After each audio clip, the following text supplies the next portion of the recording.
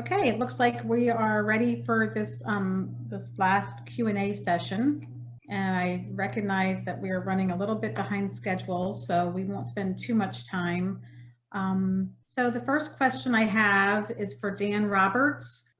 This person would like to know, how are you using the Vandenberg principle in your research? Well, I guess to answer that, first you have to understand what the Vandenberg principle is. And basically, it's just a process for organizing all of your experiments into one container, in this case, an AgCross. Think of it as kind of a secure realm for controlling all your science, your data, before it's published. And that security allows you to pull in tools and apps in your own personal little realm, this container. So you can feel like you're in complete control while leveraging all these resources from your collaborators, models, and tools. And we're kind of using that in this farm at BARC because we're collecting all the data from the different fields, aggregating it so it's all accessible and accessible with permission. So you have the control, you can use all the different tools and so on. I don't know, maybe Bruce Vandenberg has a little to add. I don't know if he's still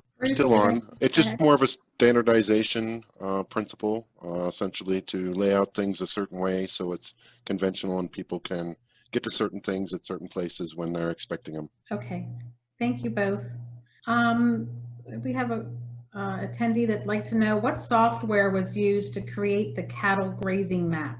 This is Dave Hoover here. I'm assuming that question is for me. That map was created by Rowan Gaffney, our remote specialist, and he did it in Python, and it's an interactive dashboard that allows us to look at different animals and look at different time periods. And there's a lot of data that comes out with 1 second fixes. We get about 2-3 million points per animal per month. And so it's a really useful tool we found to visualize it. Thank you. Okay, thank you.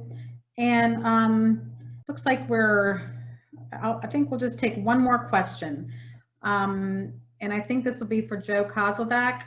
How do we incorporate AgVoice with safety review software that was previously being discussed? That is an excellent question, and I was actually thinking that that same question myself.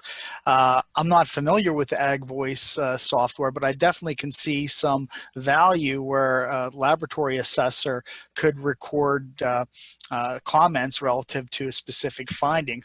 How that could be incorporated into the current software, I'd have to defer to Bruce Vandenberg or Dr. Buser. Well, I'll answer it, I guess.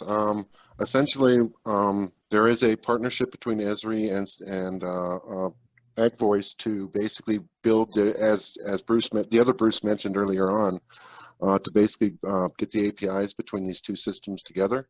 So I'm hoping this goes forward because then we could leverage a lot of the stuff within AgVoice within Survey123. Okay, great. Thanks, Bruce. So we do have some other good questions, and I realize that we haven't been able to get to all the questions.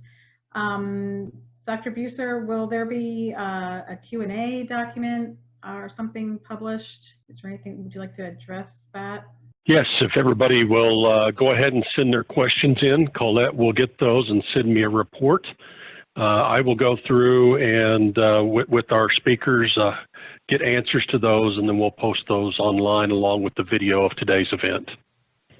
Okay, terrific. Thank you so much. So now we'll move on to session 5.